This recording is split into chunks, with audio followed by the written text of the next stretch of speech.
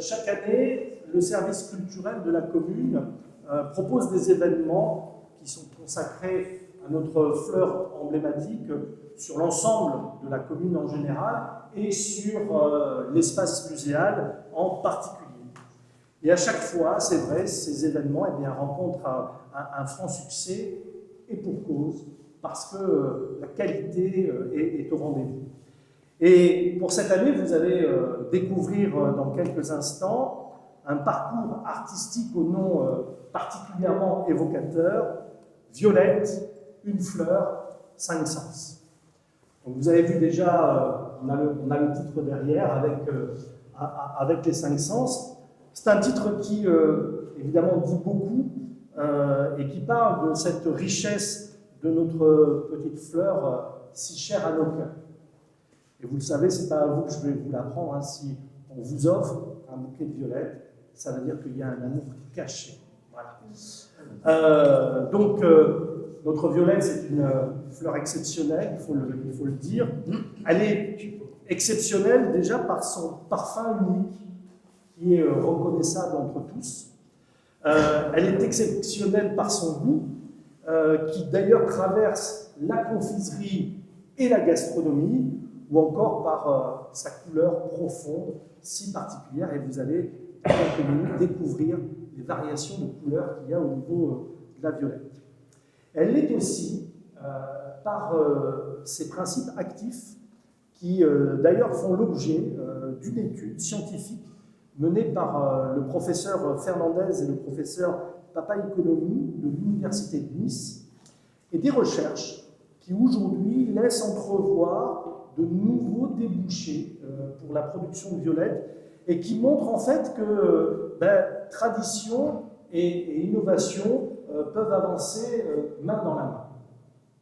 Et puis, la violette de Touraine-sur-Loup, elle est exceptionnelle parce qu'elle évoque en nous plein de souvenirs. J'imagine que, comme vous, ça nous renvoie à nos grands-parents, à notre enfance, à la douceur, aux souvenirs. Et en fait, elle raconte notre histoire, notre terroir, et ce savoir-faire qu'ont eu nos ancêtres, patiemment acquis pour faire pousser une fleur aussi fragile que délicate. Et cette fleur, elle raconte ces femmes et ces hommes qui ont travaillé la terre à force de bras, et Yvette, tu es bien placée pour le savoir, et qui aussi ont façonné les paysages de notre village et qui ont construit notre identité tourétane. Alors, au travers de cette exposition, moi je voudrais évidemment saluer le travail d'Olivia, notre chargée de mission culturelle, mais commissaire d'exposition, et qui a en fait porté ce projet avec conviction et avec aussi beaucoup d'énergie.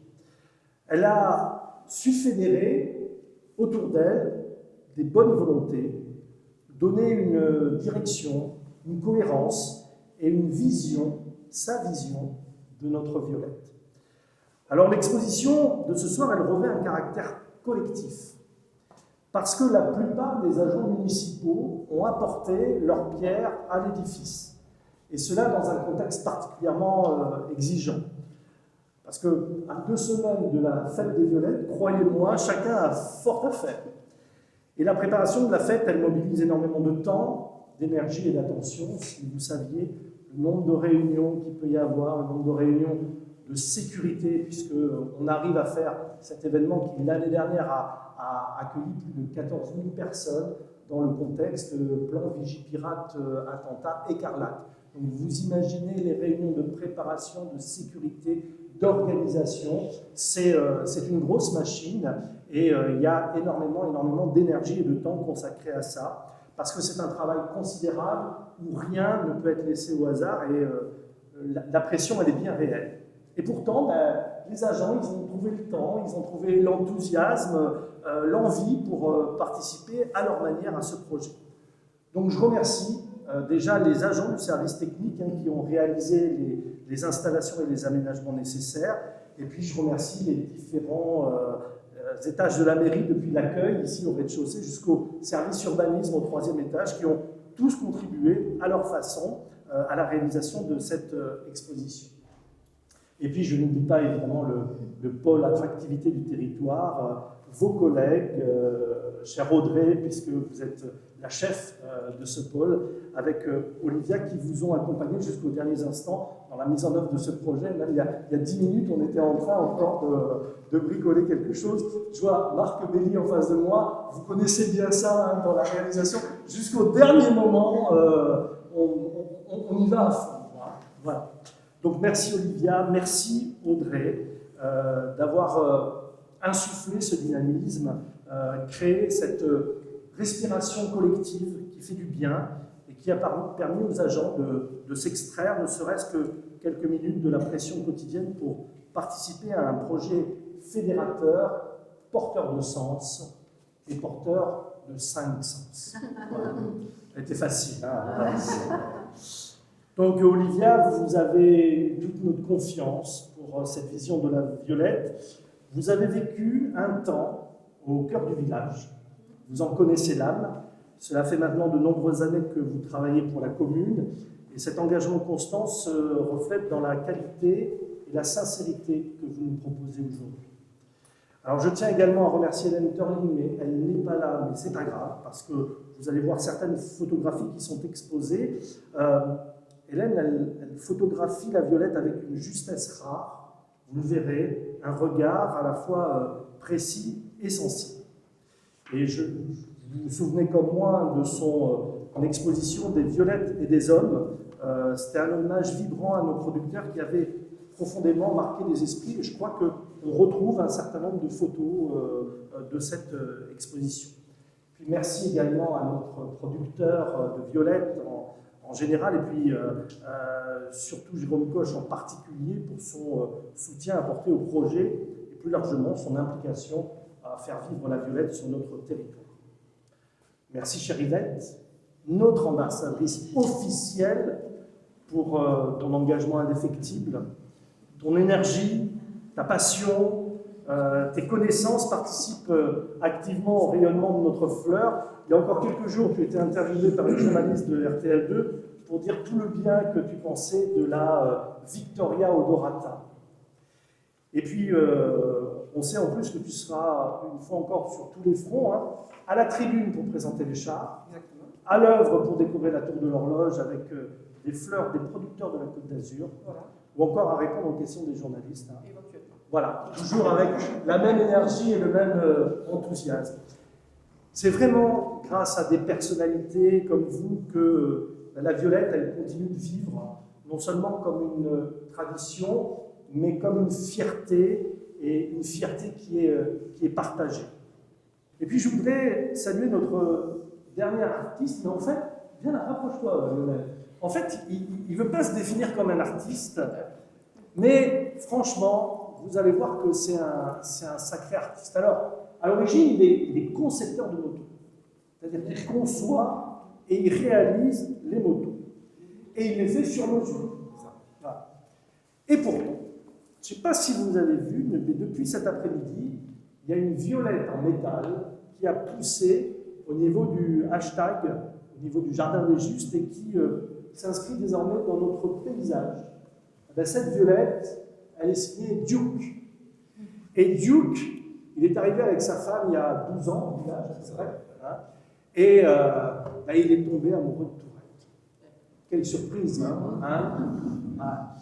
Et Lionel, il est très impliqué en tant qu'éducateur. Il a au foot. Ouais, il a eu quelque part, il m'a dit, moi j'ai eu envie de faire une déclaration d'amour au village. Vous savez, quand on vous disait tout à l'heure que la violette c'était le symbole de l'amour caché, ben voilà, il a fait sa déclaration d'amour.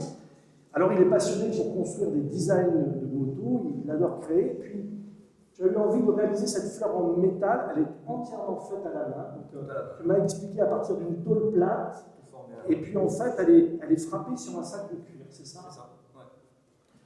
Eh bien, son œuvre a nécessité plusieurs jours de travail, mais quel résultat! Donc, vous découvrirez son œuvre à côté donc, du hashtag de Tourette sur nous. Et l'emplacement se part désormais d'une violette qui d'ailleurs tourne, puisqu'elle est mobile. Donc elle suit le vent. Et donc elle va regarder le stade, elle va regarder le village, elle va regarder l'école, elle va regarder ma maison, voilà. Donc ce qui est bien, c'est que en fait, cette fleur en métal, elle va être vue dans le monde entier et elle portera fièrement notre patrimoine emblématique de notre commune. Donc merci, un grand merci à toi pour ta générosité, pour une œuvre qui a demandé beaucoup de travail et que tu offres à ton village. Bravo, ouais, je pense que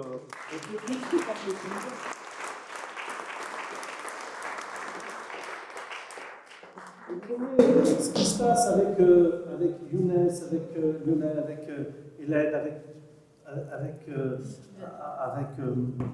nos amis ici présents, c'est que la fête des Violettes, ça reste une vraie fête de village.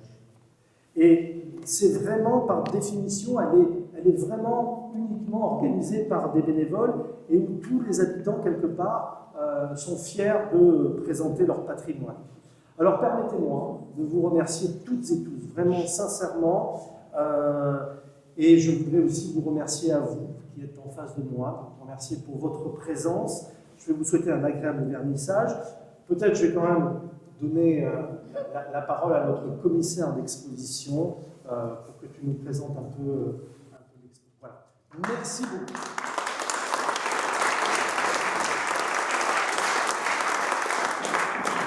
Merci beaucoup pour votre présence.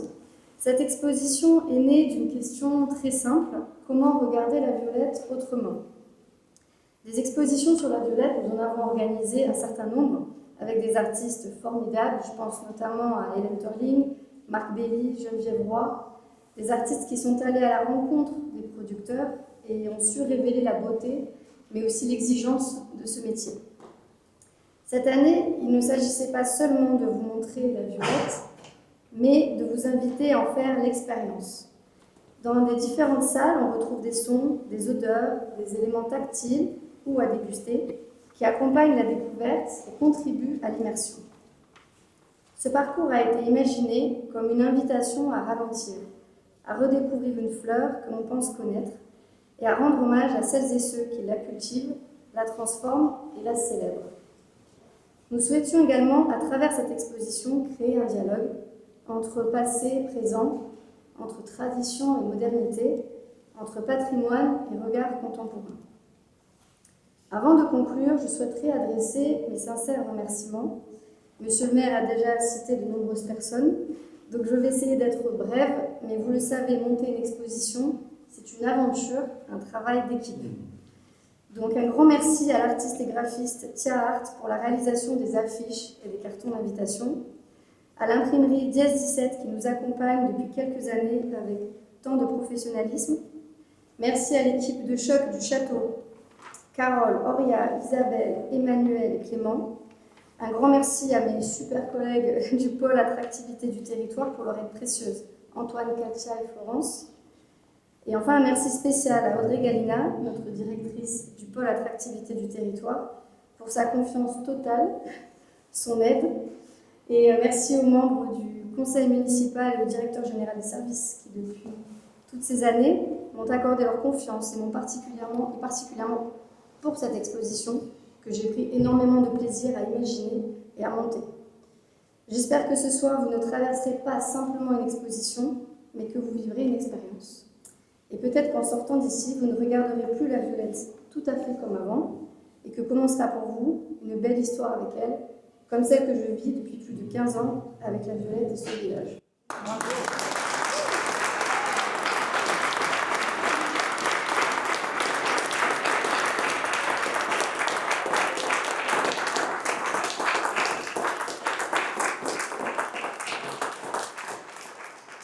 Mesdames, Messieurs, nous vous invitons à gravir les marches et à venir découvrir. Je crois que même au 3e étage, il y a un coup à voir, c'est ça? Oui, quand même. Hein. Donc n'allez pas directement au 3e étage, passez par la case départ au 2e. Allez-y, c'est pour vous. Vive la marche, Olivia.